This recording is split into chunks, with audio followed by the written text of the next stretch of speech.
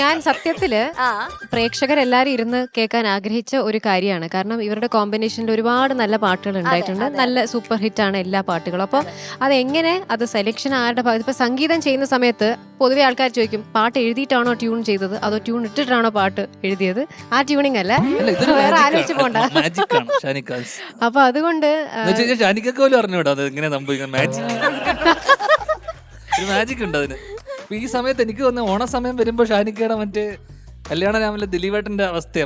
Sorry ദിലീപേട്ടനല്ല, മറ്റേ Innocent uncle മറ്റേ എന്തോ ഒരു മണം അടിക്കുമല്ലോ മദ്യത്തിന്റെ, അതുപോലെ ഉണരും ഷാനിക്ക.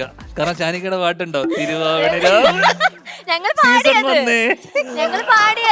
ഞങ്ങളുടെ സീസൺ ഞങ്ങൾ തുടങ്ങിയത് അത് വെച്ചിട്ടാ തുടങ്ങിയത്. ഐശ്വര്യമായിട്ട് ചക്കരെ but I love you darling.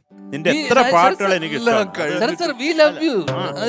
നിന്റെ പാട്ട് എത്രയോ പാട്ടുകൾ നമുക്ക് എത്ര ഇഷ്ടമാണ്. നിന്റെ കുറെ വൈറൽ കണ്ടന്റ് കൊടുത്തിട്ടുള്ള ഒരു ഭീകരവാദിയായി ഇരിക്കുന്നു. പുറകിൽ പല സംവിധായകരുടെ കണ്ണീരും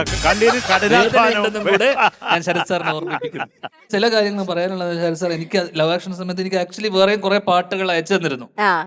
പിന്നീട് ഞാനത് കേട്ടിട്ട് പടമൊക്കെ ഇറങ്ങിയ ശേഷം എനിക്ക് അയച്ചു തന്ന പല പാട്ടുകളും പിന്നീട് ഞാൻ പല സിനിമകളിലും കണ്ടിട്ടുണ്ട്. പിന്നെ ഞാനത് വെറുതെ വെച്ചോണ്ടിരിക്കോ? നിങ്ങളൊരു ബിസിനസ് മൈൻഡഡ് ആണ്.